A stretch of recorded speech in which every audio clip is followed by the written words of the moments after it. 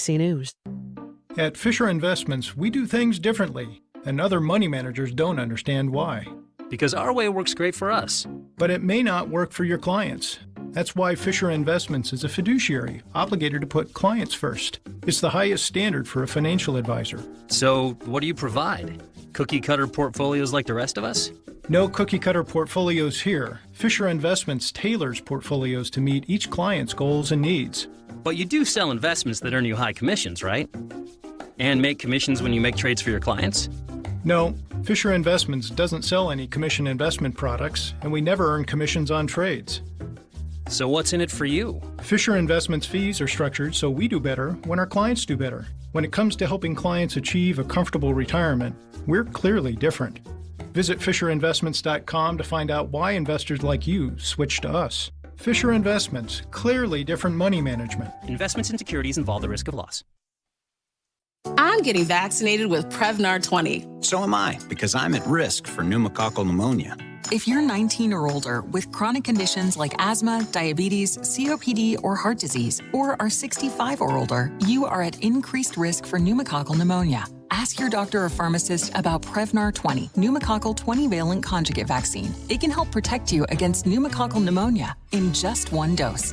Even if you've already been vaccinated with other pneumonia vaccines, Prevnar 20 may help provide added protection. Prevnar 20 is approved for adults to help prevent infections from 20 strains of the bacteria that cause pneumococcal pneumonia. Continued approval may depend on a supportive study. Don't get Prevnar 20 if you've had a severe allergic reaction to the vaccine or its ingredients. Adults with weakened immune systems may have a lower response to the vaccine. Side effects include pain and swelling at the injection site, fatigue, headache, muscle, and joint pain. For full prescribing information, please call 1-855-213-2138 or visit Prevnar20.com.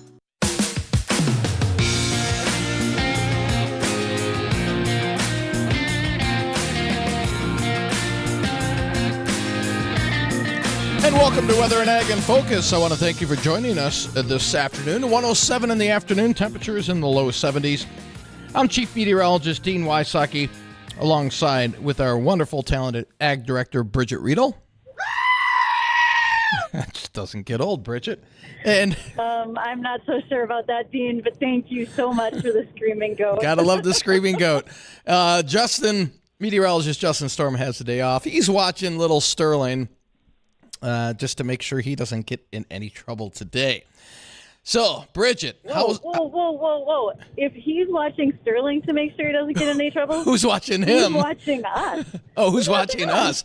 Well, we have our wonderful and talented farmer, Jim is with us this afternoon. Again, he's the farmer that we're teaming up with for our Here We Grow project, so he's going to make sure we kind of stay in check today. That's going to be awesome, and we have lots of questions for Jim. The thing that I'm looking most forward to is the questions that all of you might have, and would love for you to join our conversation by calling us at 701-293-9000 to answer any of those questions with Jim. Yeah, and I was talking to Jim before we went on air, and just about the moisture we received, and we'll talk to him more about that later and how much more we need for our crops out there. But we were also talking about, I don't know if you saw the temperatures in the Central Plains over the weekend, Bridgette. They had heat index readings in Lawrence, Kansas, and I believe that's it's not Kansas State, that's University of Kansas, yeah. And of 134 degrees, dew points of 84. That's almost unheard of in that part, even in that part of the country, but. And what you're hearing, that giant sapping sound, that would be the corn crop in Kansas right now. Yeah. That's taking the hit. Oh, that just can't help. And there's no rain in sight for them. They're right under the center of this heat ridge, and it's just baking areas of even as close by as Sioux Falls. From Sioux Falls to the cities down south through Iowa, all of Nebraska, all of Kansas, Missouri, all the way to the Gulf Coast, excessive heat warnings are in effect. This is a pretty massive heat ridge that's been parked over generally the western part of the U.S., and it's shifted east now. And I'll tell you what, we are lucky that this hasn't shifted north, because we would be right in on this. And again, it's 3 hours south of us where they're baking, and so it's close, but And we'll get a piece of that coming up here as we head throughout the upcoming week, but literally only a small piece of that will make it into the area. As I said, we've got temperatures right now in the low 70s across the area, a little cooler in the Northern Valley. There's some rain on radar north of the Highway 2 corridor, extending into areas of northwest Minnesota. That's good news for them. They definitely need the rain up there. And we're looking at temperatures today topping out about 76, and it should be dry with east winds on the light side. The heat starts to build in tomorrow into the 80s. Looks like some spots will hit the upper 80s tomorrow, especially favoring the far southern valley. And then we're in the low 90s on Wednesday. Humidity returns. Wednesday, we could have heat index readings about 100 in parts of the area. And then we'll slowly cool things off by next weekend, looking really nice again, with temperatures back into the upper 70s to lower 80s. Not much rain in the forecast. We've got two possibilities. One would be Wednesday night and Thursday night as we get a couple of thunderstorm complexes riding up and over this heat ridge, and that could affect our area Wednesday night and Thursday night. But anything widespread right now does not look likely. And over the next 10 days, what I'm seeing is an average of a 1/4 inch of precip. Now, again, you get caught under any one of these individual thunderstorm complexes, you're going to get more in your area, but areas right down the road might not get a drop. So it's kind of and it's way too hard to tell this far out in advance if which areas are going to get hit. But at least we have some rain in the forecast. But again, we're not looking at a lot here, which is good for wheat, but kind of bad for the corn for sure. Well, it's going to depend how much rain you've had in the last couple of weeks. What's it going to do to sap your subsoil moisture? Now, for those areas down south that are struggling so much, what is their possibility of getting rain later this week into next? Their possibility of rain does look a little better than ours over the next week to 10 days. It looks like areas of the Central Plains look to be targeted with a couple more chances for storm systems down to our south, which is good for them. That's good for them. They, some timely rain would definitely help. But now, what about I saw the price of soy with the heat in the Central Plains and the Southern Plains. I've noticed an uptick in the price of soybeans. Would that be expected to continue if they continue to see the dry weather down there, Bridgette? Oh, I think we bring our guest in early and we ask Jim, because he's right there in studio with you, Dean, as a farmer who really does have a stake in the game larger than ours. What does Jim think? Yeah, Jim, would you hope for drier weather in the Central Southern Plains to kind of creep the prices up? Well, you hope it for someone else, but not for yourself. But not for yourself, right? No, usually farmers benefit when someone else hurts. That's how you get good prices. Somebody else has to have a crop disaster to get good prices, and this heat I would think is going to do some irreversible damage. But they don't like to. The market doesn't really want to trade that right now. It seems like, especially with corn. Corn is going to be damaged somewhat too, I would think, without getting with this heat is going to do some damage. Yeah, and like I said, they do have some rain in the forecast down to our south, but we'll see how it plays out. It's these heat ridges, once they build in, they're tough to move. And from what I'm seeing, long range and according to the LRC model, this will probably, and again, I'm talking areas down to our south, this heat will probably continue through that September 6th to September 10th range before things do start to change. We've got to start getting some changes out in the western part of the continent to we got to get that ridge to start to break down there if we're going to see some changes here.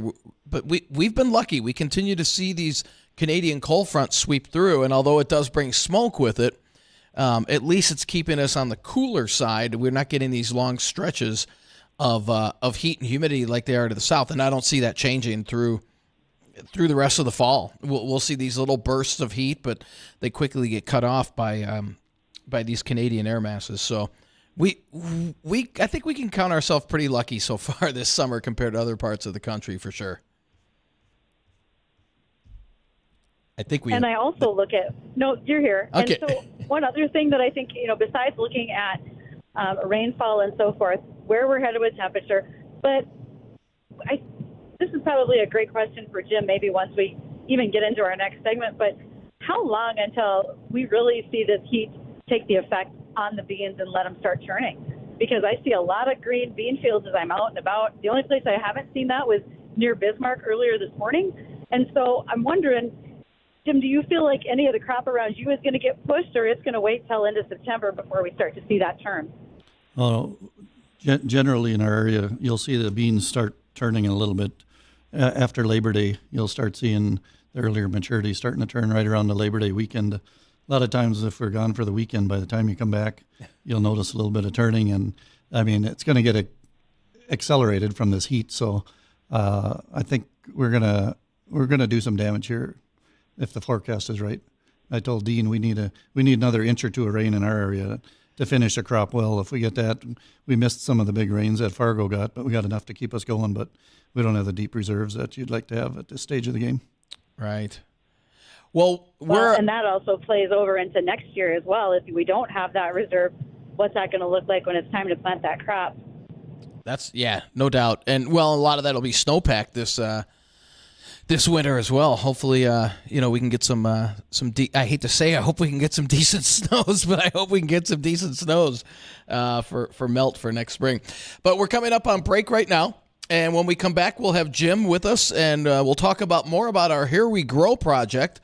And Jim will talk about how that is going along as well. If you have any questions for us or for Jim, give us a call, 701-293-9000 on the Red Wing Shoes hotline. Don't go anywhere. We'll be right back.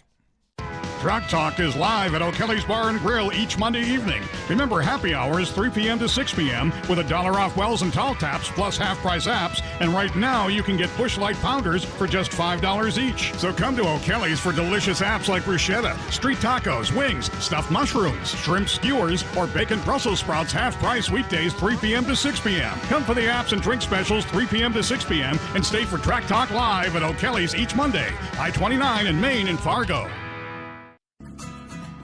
Don't start harvest off with sore feet. Stop in and purchase a pair of Red Wing boots. Hi, Teresa here from the Fargo Red Wing Shoe Store. If you're planning on coming to Fargo for Big Iron, make sure to put Red Wing shoes and custom insoles on the top of your list. Nothing's worse than sore feet during harvest. Stop in and check out our vast selection of styles and colors. You'll be surprised. 3003 Main Avenue in Fargo. Red Wing shoes for ultimate durability.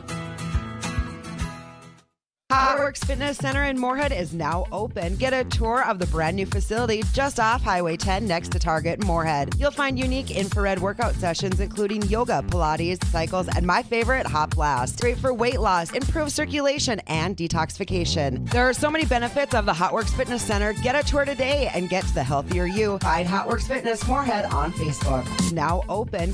Now open.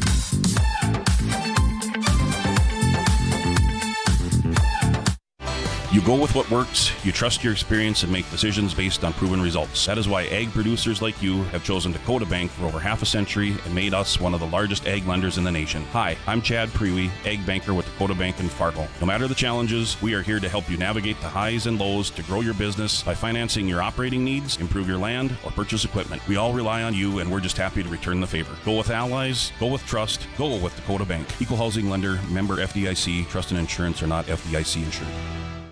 Attention all growers and ag retailers. Tired of losing the war against wild oats? It's time to bring in the big guns. Avedex and Fargo herbicides from Gowan USA. These Group 15 herbicides are your ticket to controlling Group 1 and Group 2 resistant wild oats and suppressing brome and ryegrass. Don't let these weeds invade your field. Take charge. Contact your local ag retailer today and get your hands on Avedex and Fargo. Go. Always read and follow label directions from Gowan USA. Hyperbaric oxygen treatment is here now. It can show improvements inside and outside your body. It can affect the aging of blood cells. It can help you repair skin, smooth fine lines and wrinkles.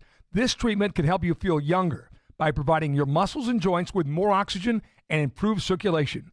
Find out what it can do for you at SwansonHyperbarics.com. SwansonHyperbarics.com. Call for an appointment, 929-3930, 25th Street, Fargo. SwansonHyperbarics.com. Hey, Ronnie, grilling season finally here this weekend. I'm going to sit on my deck with a cold beer and watch Alex grill some meat. Speaking of meat, Jay, our great friends from Meats by John and Wayne will be giving away a meat bundle this Thursday on your show. All you have to do is listen for the call-in song. Cheeseburger in paradise. And be the 9th caller. Ronnie, there's a reason those guys have been voted best butcher shop in the Red River Valley since 2016. Meats by John and Wayne. All your meat needs. You want a fun night out with the family or just a great place to hang out with the guys? Fargo Billiards and Gastropub has all the fun under one roof. Foosball, ping pong, shuffleboard, pinball, darts, beanbags, bubble hockey, and of course, pool tables galore. They have delicious food and your favorite beverages to wash it all down. It's a super fun atmosphere and a great place to hang out with friends. Open for lunch or dinner every day. Fargo Billiards and Gastropub, just west of I-29 on 32nd Avenue South in Fargo. Pucklet Chevrolet Buick GMC in Valley City makes it easy to find your next Chevrolet Buick GMC or pre-owned vehicle by offering a great selection at our best prices possible.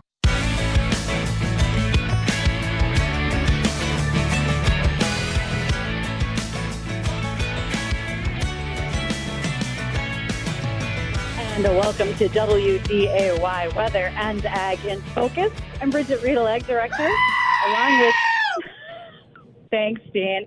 That would be Chief Meteorologist Dean Wysocki on the Screaming Goat. Thank you so much, guys. So we have the great pleasure of having in studio today our cooperative farmer, Jim Ueland. And Jim is helping us with our 20 acres that are going to be custom farmed of soybeans. And when we're all done, we are donating that profit to the Great Plains Food Bank. So what I want to know today, Jim, is, in your estimation, because you have been a great farmer for a long time, how's our soybean crop looking? Any big concerns you have, or is it all looking rosy for right now? It's looking very rosy, except for the moisture factor, which I'm giving Dean a little grief here that we need an inch or two of rain to finish with a really good crop. As of now, I'd say we're on par for about an average crop, but the potential is still there for. I'd say we lost a little bit, so the potential for a great crop is probably gone, but we can still have a above average yield if we can get an inch or two more rain in our area. Jim, what would you consider a great crop opposed to an average crop?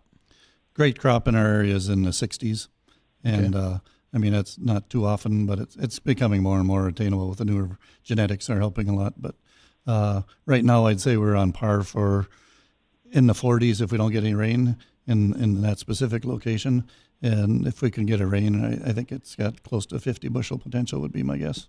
And Bridgette, do you remember what was your guess on bushels when we start? I was in for 42 bushels. Justin's in for 65. We have a lot of listener guesses that range anywhere from 35 to 42 bushel. And again, like Jim said, a lot of that's going to depend on how this crop finishes out. Yeah. We were in the field 10 days ago, saw 10 to 12 pods per plant, probably 3 beans on average per pod, and lots of flowering. So anything more that happens out there is going to be great, I think. But Jim will tell me the right answer. Well, I went 50, and I swear if I have to get out there with a hose on our acreage, I'll do it. Well, they are burying a lot of water lines out there for the diversion. If we could get one of them to crack for a while, maybe. There you go. So go ahead, Bridgette. So soybeans are not a huge water user. Do you feel like if we finish out strong with some moisture this fall, that's going to set you up in great shape for next year, Jim? Or what are you thinking that looks like? Well, I would say the trend we're in, we're going to be pretty dry by the end of harvest this year. So it's probably going to come down to snowpack. Dean and I were talking during the break. Last year we were really dry too, but all the snowpack we had last winter really set us up this spring. So last fall it looked pretty bleak for the subsoils for this year, but snowpack changed that picture big time. And we've got a whole different setup this year too. We've got last year we had La Nina, and every year is different. A lot of it's going to depend on the LRC cycle that sets up early October this year. But this year is totally different, where we have a strong El Nino that's going to be in play, and that will play a part of this. So, and as we all know, that LRC cycle sets up in early October. So the month of October into the first couple of weeks in November, if we're dry then, we're probably in trouble. We want to see a pretty active storm path, storm track through our area in October and into November, which would translate into more than likely a stormier than normal winter. But typically El Niños, and not all of them, but a lot of them, at least over 50%, usually give us a milder than normal winter. And it goes back and forth in terms of precip. So it'll be interesting to see how that sets up later this fall and into the winter months. Now, Jim, you were saying, you kind of go back and forth. You want the precip for the beans, but you're right in the middle of harvesting wheat where you don't want the precip. How do you go back and forth on that? Well, we leave it up to the good Lord. Yeah, that's true. And a good meteorologist if he can come through for us. No, but I guess most farmers, wheat is a smaller crop than soybeans, so I think just about anybody would welcome a rain. We're in a dry enough stretch where nobody's going to be upset if they get a good rain, even if it hurts the wheat a little bit. I'll sacrifice quality of wheat to get a good bean crop. Right. And I agree with you on the El Nino. I kind of tend to think the odds are we might have ourselves a wet harvest this year because a lot of years the moisture seems to average out and we've been on the drier side. So before the year's over, well, good chance it'll be wet, but nobody pays me for my meteorologist. We'll see if you're right. So, Jim, as you were looking through the crop this year and you've sprayed some acres for white mold, et cetera, do you feel like we were in a good position on our crop? We did have some fungicide out there. Do you feel like that white mold took any yield from us, or do you feel that we did very well throughout that season? We did really well this year because of the drier weather. We were borderline dry all summer long, so the white mold isn't really an issue in our area this year. But the wetter years is when we see more of it. This year it hasn't been an issue in my area. It can vary so much, 20 miles, but where we are, it hasn't been an issue this year. Well, that's a positive for a lot of people. And genetics have gotten better. You and I probably remember the days where we would spray Vasagran, Silverado, or Cobra as a white mold control. And that's not necessarily the case anymore, right? Things have come a long way versus that. Yeah, just the genetics quite a bit has got, so a lot of times we don't have to spray for white mold because the genetics are better. But, I mean, there's always certain fields that have issues, it seems like. And the fungicides are... The problem is you always got to put the fungicide on before you know for sure. So it's a guessing game. But like I say, with the dry weather this year, I didn't really feel tempted to do it on many acres. And how are the aphids looking in the bean fields? Are they?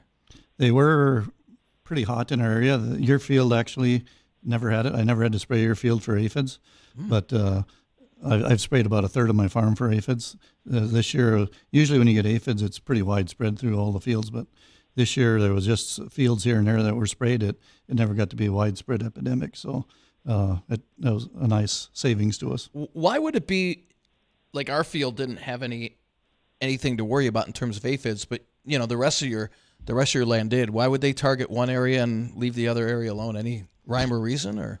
I don't know. Maybe Bridgette. I don't have an answer for that one. Okay. Other than they come in with a wind, and it seems like they like certain varieties are more desirable. I don't know if they're juicier or what, but I don't have a good answer for that. Maybe Bridgette does. Well, they kind of are, because soybean aphids really like the lush new growth, and there are some plants that actually just look better and greener and probably taste better. Overall, from farmers, I was hearing that if they had a seed treatment on with insecticide included in it, that they saw less reason to spray aphids. The population stayed down, and they didn't have to go back into those fields. But the concern would be, did spider mites follow? Usually in dry weather like this, we get spider mites following right in on the tail of the soybean aphid. We did not have a lot of that this year. More of southern Minnesota, I think, ran into that problem. So I feel like we did pretty good on the insecticide game. How's that? Good answer. Good. Yeah. And Jim, what about kochia? Any big problems with that? I didn't have it this year. I have certain fields. It's mainly not to badmouth Burlington Northern, but kochia problems in our area are all along the railroad tracks because they killed their grass off a few years ago so they wouldn't collect snow. and as a result, a lot of kochia's growing up there, and it's kind of gotten resistant, and it blows across our fields in the wintertime. So it's the fields close to there. Luckily, the fields that I have that are kochia problems, they were all cornfields this year, and the corn chemicals work a lot better on kochia than the soybean chemicals in general. So it wasn't an issue for me this year. Okay, great. Well, now, it is bottom of the hour, Dean. But when we come back, I really do want to talk some more about kochia because that is not anyone's friend, and there's some reminders that we should have about that. So let's have that discussion when we come back, and we'll talk about weed control with Farmer Jim as well. Stay tuned. For Track Talk with Jason Berg, the ultimate racing radio show every Monday night at 6:30 on WDAY Radio. From the hottest drivers, latest racing news and analysis, to recaps of the best dirt track races in the region. All live from O'Kelly's Bar and Grill. If the dirt's flying, you can bet Jason Berg is covering it. Track Talk is brought to you in part by Gateway Chevrolet, Brady's Service, O'Kelly's Bar and Grill, Magnum Contracting, and WDAY Radio. On MyPillow's 20-year anniversary with over 80 million MyPillows sold, Mike Lindell and the MyPillow employees want to thank each and every one of you by giving you the lowest prices in history on their MyPillows. Queen size MyPillows, regular price $69.98, now just $19.98, and $10 more for king size. MyPillow's patented feel adjusted to your exact individual needs to help you get the best sleep ever. Go to MyPillow.com, click on the radio listener podcast square to get Mike's amazing offer on the queen size MyPillow for only $19.98, or call 800-875-0644 and use the promo code WDAY. Also receive deep discounts on all MyPillow products such as bed sheets, mattress toppers, pet beds, mattresses, My Slippers, and take advantage of the biggest sale in MyPillow's history. Go to MyPillow.com or call 800-875-0644 using promo code WDAY. You're building stuff, but you don't have the tools or machinery. Contact Zeus Sales and Equipment. They have what you need. Their vast inventory includes items such as rough terrain and electric scissor lifts, skid steers and compact loaders, walk-behinds, and attachments for sale and rent. Their team is dedicated to helping you find the right equipment. Competitive pricing and flexible options make them the go-to for contractors. 2 locations, the Hollywood Lumber Company and in Fargo. Call 701-951-7368. 951-RENT. ZeusRentals.net. The power of Zeus.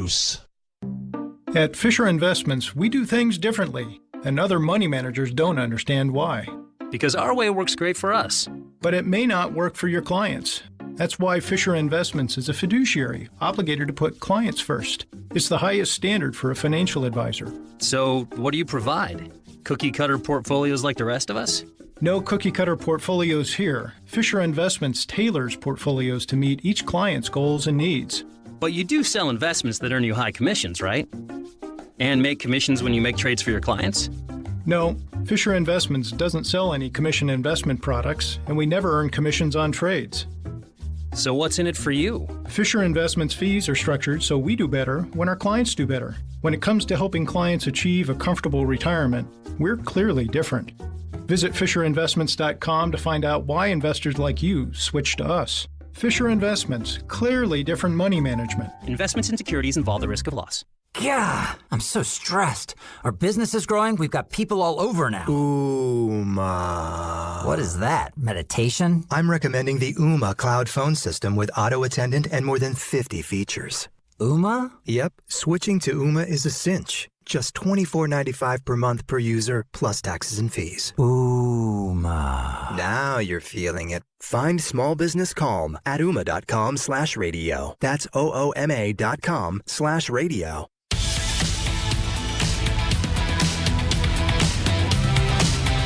Welcome to WDAY Weather and Ag in Focus. Thank you for joining us today. I'm Ag Director Bridgette Readel, alongside of... Okay, I keep trying to talk fast enough so you skip the goat, but no, you always slip that right in there. Thanks, Dean. No problem. And then we have Chief Meteorologist Dean Wysocki, not Kawasaki. Hey, did you get your thumb back yet? People want to know. I got my stitches out. It's the thumb is numb. Like the whole left side of the thumb there, I have no feeling to it. So hopefully that comes back because I've got some golfing to do here before the season is up, and that's You know what? Maybe it'll help my swing. Who knows? Well, honestly, I would have done my very best to take out the stitches and make that whole situation a lot better. I'm not a vet and a trained professional, but I just still done it for you. Yeah, I'm glad I got it done where I got it done. No offense. All right, fine. Okay, so before we stepped away there for a moment, I mentioned weed control, and Jim pointed out that kochia not always his greatest weed problem. And so, Jim, that leads me to ask, would you consider water hemp maybe your bigger weed problem in your field? Yes, in our area, water hemp's the biggest problem. And I was telling Dean that, as you know, the kochia is a bigger problem out west, so they used a dicamba or extend for soybeans. But I was telling Dean I don't dare do that because I border Peterson Farm Seed, and a lot of my fields border theirs, and they got a lot of research out there, and I can't risk the volatilization of that to wipe that out, or there could be big lawsuits, and we're friends, so I don't want to get involved with that. You don't want to do that. But yeah, water hemp is our biggest concern in our area. And that's no joke. Folks do get concerned about potentially, doing something to a neighbor's farming field. Nobody wants to overlap or do something that would result in the fact that there's drift or physical overlap, anything like that. That makes a big difference. So going to be a good neighbor, Jim. I appreciate that. and Jim, speaking to that, has there been problems, and not necessarily with you, but other farmers around the area where something like that would happen, and how do they prove that? Well, it's you can generally follow the wind patterns because they know what time it was sprayed. Mm-hmm. If you have file a complaint, and they can follow the wind patterns, and it's real easy to see the bean leaves get real cupped. There's one of my neighbor farmers, good friend, another farmer did that this year to him where he put Extend on a windy day. Ooh. And you can see it on his fields. The good thing is it looks bad, but a lot of times it doesn't hurt the yield at the end of the year. But I know you drive by his field, it kind of makes your stomach turn sick looking at it just because it doesn't look real healthy. Now, would insurance cover that? Would crop insurance cover that? Normally it'd be a fine from the EPA or the state, whoever the state pesticide. Mm-hmm. State Department of Ag. Yep. Yeah, they would do a fine to the person for that, but generally it probably wouldn't the fine wouldn't be big enough to cover the yield loss. So I would imagine if your yield gets low enough, it would probably. I'm not sure on that. Bridgette maybe knows better. So there's a couple of things there. First of all, as you mentioned, Jim, yield loss. There's always a potential. But I'm going to go back to what I said just a little bit earlier, too, and the fact that if you have a field, we used to use herbicides to burn off leaves on our soybeans in order to have white mold disease control. So beans are a really recoverable crop. They do a fantastic job of coming back even when they look like they're on the brink of death. The other thing is, it's not always all herbicide. Mother Nature plays some tricks on us from time to time, depending on our growing season. A lot of hot weather in June can do things that we didn't expect because we haven't had that for a while. And so we've got to remember that it's not always a herbicide problem. Sometimes it's just what Mother Nature does. And I often advise, and you can tell me if I'm right or wrong, Jim, but I often tell people, frankly, everybody's beans look terrible until about July 4th. They don't look good. They're ragged, they're short, there's a spotty emergence, the whole 9 yards. They never really look great. And then they really pick up and improve. That makes a difference for us, too. When it comes to farmer-on-farmer drift, you're right. A lot of times neighbors will work that out between themselves. You can tell where things may have happened. Often, certainly inadvertent. Folks aren't actively going out there doing something to each other's fields. And then I look at the fact that the Department of Ag would investigate in the concern that there was a drift, that it was someone did not follow the label, because that's the biggest thing. The state of North Dakota Department of Ag will do a fine if they can show that the label was not followed. But there's a lot of steps in between all of that. So does that kind of help explain what's going on there? Yeah, absolutely. Absolutely. And, Jim and I were talking about, we need, so far it looks like at least an average crop, if not a little bit better than that. And in all your years of farming, Jim, what year, if you can recall, would be your best harvest year? Whether it be both together, beans and corn, or just one or the other. What year, if you recall, was your best yield? Best overall farm yield on everything was last year. Really? With, Okay. and then we had great prices. So it was a slam dunk year for farmers in our area that last year. And this year, I would guess our yields aren't going to be quite as good, except, however, our wheat yield this year was tremendous compared to last year. But beans are going to be down a little bit, I think, and corn will be pretty good too. But last year was my best one overall. Really? Which surprised me. That's why I tell you I know nothing about farming, because we got in late. Everything was against us last year, and it turned out to be my best year. So you just never know. Yeah. Wow. Yeah. Timely rains and even this year with wheat, we got in late. We had all this heat, and most people that grow wheat loves cold weather, and yet this was my best wheat yield ever this year. So it's the more you farm, the less you realize you know. Right. And to that end about wheat, I've seen some really good reports of wheat. Do you want me to share, Jim, or have you heard any too? It's been on Facebook that there's been over 100 bushel wheat in our area. Which I would agree with that. Up into Grand Forks County, I've seen some 80, 90, 100 bushel on yield monitors. Even when you get into the south central part of North Dakota, we're seeing some 50 bushel. So people are feeling pretty good about that wheat crop. Like you said, it had a lot against it, but we're doing okay. Yeah, we're real tickled in our area so far. And what's a normal wheat crop produce?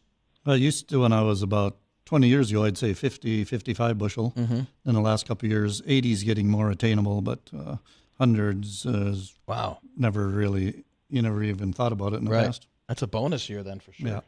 Wow. Anytime you can get a great yield like that and quality, right? Because I think our wheat actually is looking at a great quality at this point. Moisture is coming down nicely, so people are able to combine in a timely fashion. And as long as we don't get a bunch of rain that would hold us back where wheat might start sprouting or anything like that, we're going to be in great shape. And that can happen to any crop. It doesn't matter if it's just wheat, sunflowers, we could lose quality, soybeans, etc. And also, besides the wheat guys, good luck to the sugar beet harvesters. The pre-pile is coming off pretty nice too.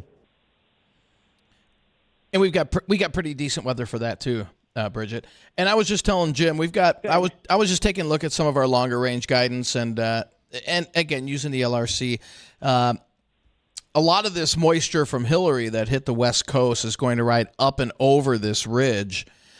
We might get a little remnants of that late this week. I think our best chance of rain is Thursday night, and it looked like about a quarter to a half an inch favoring the 94 corridor northward with any of that rain. So although it's not the 1 to 2 inches of rain that Jim requested, it's that looks to be about the best shot that we've got over the next week to 10 days. And even going beyond that, it's looking a little drier than normal, but we're not stuck under that heat ridge, so at least we'll have periodic chances of at least some rain, which is good news.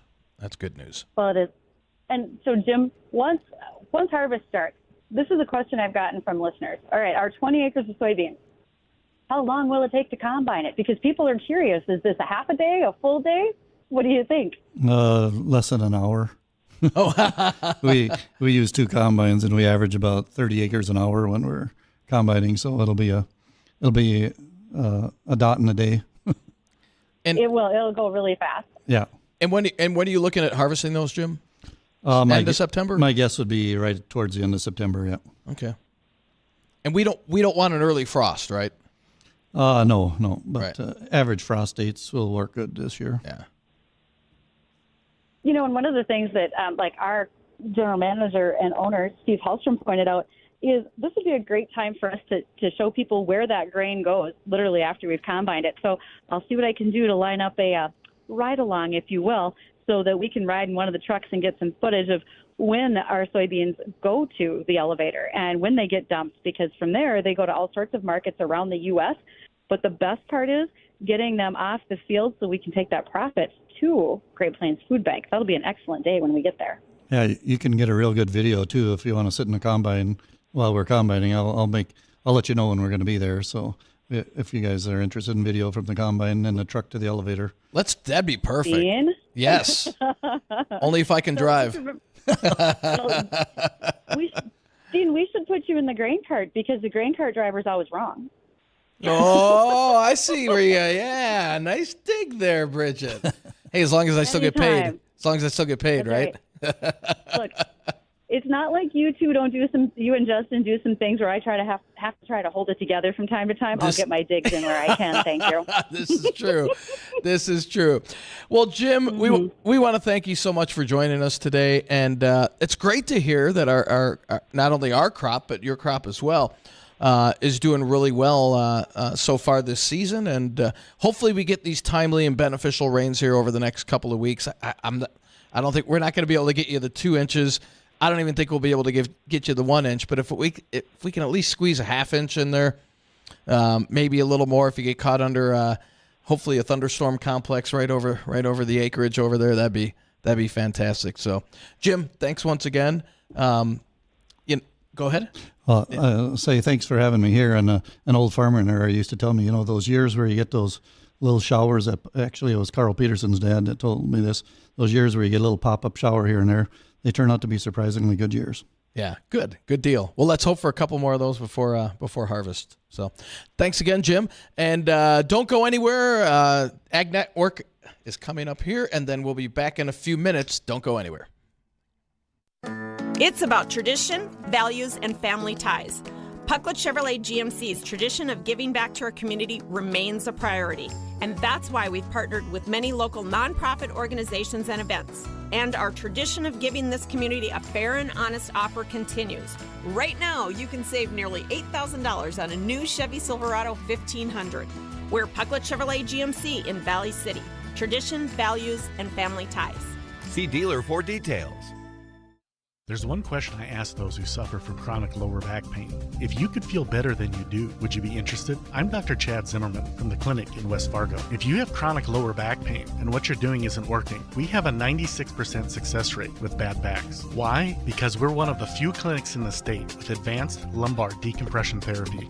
Just one of hundreds of clients we've successfully treated. Here's Sherry. There were times when I couldn't stand, I couldn't sit, couldn't work out in my garden with my flowers, couldn't water ski at the lake. Had a hard time just bending over to pick up anything off the floor. I can walk without pain. I feel like I want to dance all the time. I have been shoveling snow. I run my snowblower, and I again can play and walk with my German Shepherd puppy. If you have chronic lower back pain and want to feel better than you do, give us a call at 701-492-0696 or find us at theclinicnow.com. That's theclinicnow.com. Give us a call or send us a message and let them know Dr. Z sent you. It's time for the Big Iron Farm Show. The Midwest's largest ag show is coming to the Red River Valley Fairgrounds September 12th through the 14th. Come out and watch live demonstrations, explore over 500 exhibitors, learn the latest in agricultural industry, and hear from industry leaders. Plus, all your food favorites will be there too. It's the 43rd annual Big Iron Farm Show, September 12th through the 14th, presented by Cass County Farm Bureau. For more information, visit BigIronFarmShow.com. Row crops pulling back in midday trade. This is the American Ag Network of Jesse Allen with this market update.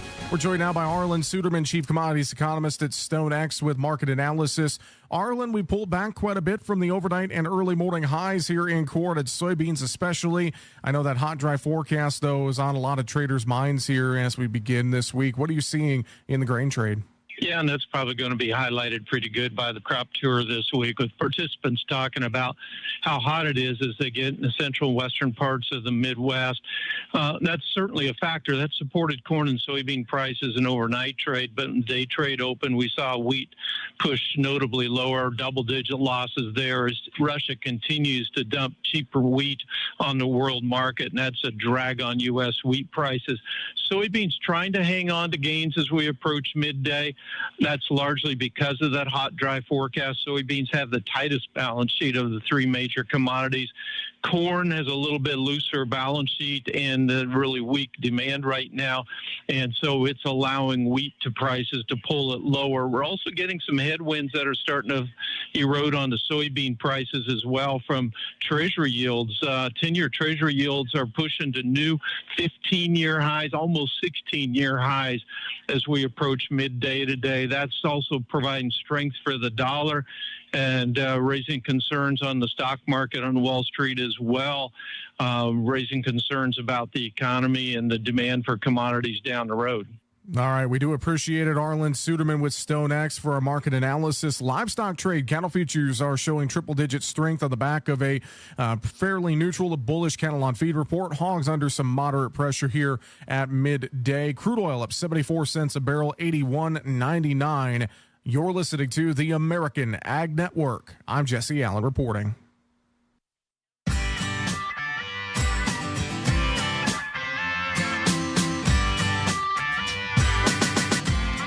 And welcome back to Weather and Ag in Focus. I'm Chief Meteorologist alongside our Ag Director, Bridgette Readel.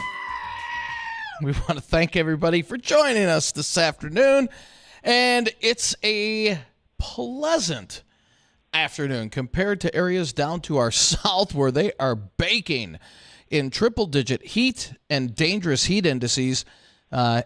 Excessive heat warnings in effect for areas of the central and southern plains where heat index readings are expected to top out between 120 and 130. I'm sorry, that's corn sweat. And boy, I'll tell you what, that can't be good for the corn crop in the central and southern plains. You get a day or so of that, sure, not a problem. But, man, we're talking like a week, 10 days of this in parts of the central and southern plains. So that can't be good, Bridgette. Well, okay, there's one other thing to think about, though, Dean. Think about the cows. Remember last year when we had cattle die? Out in western Kansas, that's right. That's right. And so you got producers who are worried about that right now because they know that they've got to make some measures happen for heat mitigation. So they're using sprinklers. They are moving cattle to separate them a little further out on pasture so they aren't as crammed together. They are making sure that, if at all possible, they give them shade because they got to make sure those animals are taken care of. And we are going to be up against that for quite some time, it looks like. And how are you giving them shade exactly? Now, because keep in mind, so when we're saying the heat index is let's say it's 120, that's in the shade. That's not in the sun. So you can add on at least another 10 degrees, if not more, especially when they're out in the fields like that. No, you're absolutely right. So you're looking at folks that there's a place in South Dakota that literally builds what looks like giant solid patio umbrellas to shade those animals and then hope for wind. The problem that's going to happen is if we does like last year where we don't have wind and we don't have temperatures that fall below 70 at night because cattle can't sweat. And so if we don't have those temperatures drop, their internal body heat stays up high. Now, what may be a little bit of an advantage is last year that heat wave came in early June. We brought in cattle off pasture. Black-hided animals were the ones that had the worst problem because, of course, their coloration. Then also they had a layer of fat on them when they came in off of winter grazing pastures, et cetera, which now we're in a bit of a different situation. Cattle are probably a little more adjusted to warmer temperatures, et cetera. So, yeah, there are things that are being done to try to make sure we don't run into the same problem we did last year. Now, this might be a stupid question, but I don't care. So let's say your cattle are raised in a colder climate, okay? And let's say they get shipped down to western Kansas. We'll just use that as an example. Now, are the livestock... Do they become more accustomed to the heat if they're from that region, opposed to if Absolutely. They do. Okay. All right. Yeah. So you've got, just like human beings, you've got cattle that will acclimate to those temperatures. And if you are consistently raising feeder cattle in southern states, you also realize you are using a different breed. You're probably not doing a black-hided Angus cross. You're probably looking at, especially in way southern Texas, like a Brahman, something that's got a thinner hide. They're not going to have that fat layer like we would see on some of ours. There's a real big difference in the cattle type that you would be raising. So, yes, farmers and ranchers will adjust for that whenever possible. Gotcha. Mm-hmm. All right, let's cover a couple of ag topics. I'll pick the first one, and then you can pick the next one. Climate-friendly cows. What in the world is that? So we have a Canadian dairy farmer. He's actually in Winnipeg, and he is currently breeding what will be the first specific cattle with an environmental goal, that is burping less methane. He is a third-generation a dairy farmer, and he artificially inseminated 107 cows and heifers with the first-to-market bull semen with a low methane genetic trait. This is done through selective breeding. And the hope is that this would reduce the methane gas emissions that begins with just one herd and could be increasing tremendously. Canada's dairy herd is up 1.5%.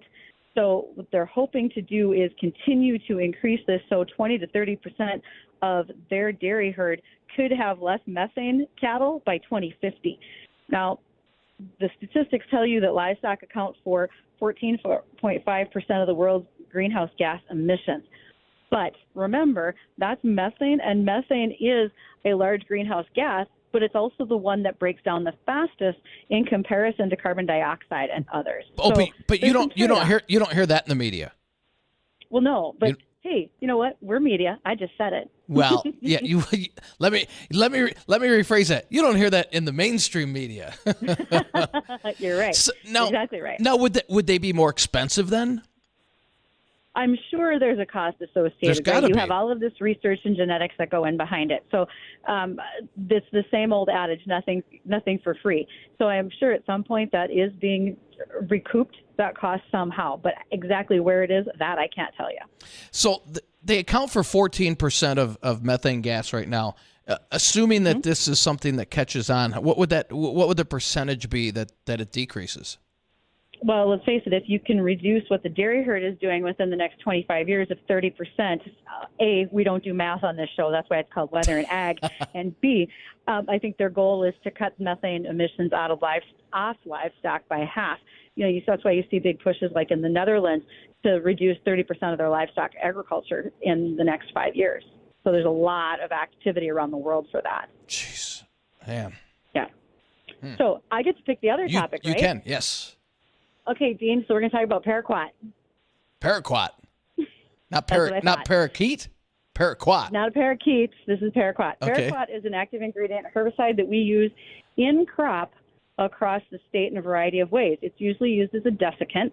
So if we want to use it as a way to dry down a crop, so basically we're killing it off early, right? If we had a green crop, we wanted to use it as a desiccant, so we dry down the crop. Paraquat would be one of our choices. But unfortunately, paraquat is one of the last remaining that are very, very effective on kochia. And so I'm afraid of its overuse, which leads to this point, and that is we are at wheat harvest, and we've had a lot of folks that wanted to, due to uneven emergence, et cetera, do a pre-harvest application of something to dry down their small grain. Paraquat is not labeled. I've had multiple agronomists call with that question, asking about doing it, reentry intervals. It's actually not labeled. So let's not be doing off-label applications because the EPA already has their eye out for that type of thing. Let's not be giving them any more reasons to go looking, shall we? Yeah, no kidding. No kidding. Yeah. Well, there's my friendly reminder. Thank you. Let's do a quick recap of the weather. Temperatures right now in the low 70s across the area. A few upper 60s, especially in the Northern Valley. We've got an east wind between 10 and 20, and we'll continue with that throughout the day. Highs today, generally mid-70s. There could be some upper 70s in the far Southern Valley and a little bit cooler in the far Northern Valley. And again, there's still some light rain on radar north of the Highway 2 corridor, stretching into northwest Minnesota. That's good. They've been very dry up there, so they need the rain. Tonight, we'll have partly cloudy skies and lows down to about 60, and we'll see a little more sunshine tomorrow. That heat ridge we've been talking about to the south will start to build northward. As it does, our temperatures will increase. We should see a high in the mid to some spots upper 80s tomorrow. I wouldn't be surprised to see our far Southern Valley touch about 90. And then that heat ridge continues to build further north on Wednesday, leading to temperatures into the low 90s. But with that heat comes the humidity. And we'll have heat index readings as we head into Wednesday, approaching 100, and more than likely in our far Southern Valley, and as you head down south towards Casselton, those areas could be about 105 in the heat index on Wednesday. And then a few more clouds. That heat ridge starts to collapse a little bit on Thursday, bringing us more clouds, temperatures in the mid-80s, a chance for storms. I think our best chance of storms over the next week looks to be about Thursday night as cooler air pushes in, and that will lead to a really nice end of the week and into the upcoming weekend with highs in the upper 70s to low 80s. Lower humidity, unfortunately, with the cooler weather comes smoke. So we'll probably have that smoke return as we head into the upcoming weekend. So a little bit of something for everybody this week, Bridgette, and hopefully, fingers crossed, we can at least get a quarter to a half inch, at least in the areas that need it, with those storms as we head into Thursday night as the cooler weather comes in. So for Bridgette and myself and Justin, he's slacking today. He has a day off. We want to thank you for joining us on Weather and Ag in Focus. Stay tuned. We'll be up here tomorrow, same time, 1 o'clock. The Jay Thomas Show. It's coming up next. AM 970 and FM 93.1, WDAY, Fargo, Moorhead, West Fargo. Good afternoon. I'm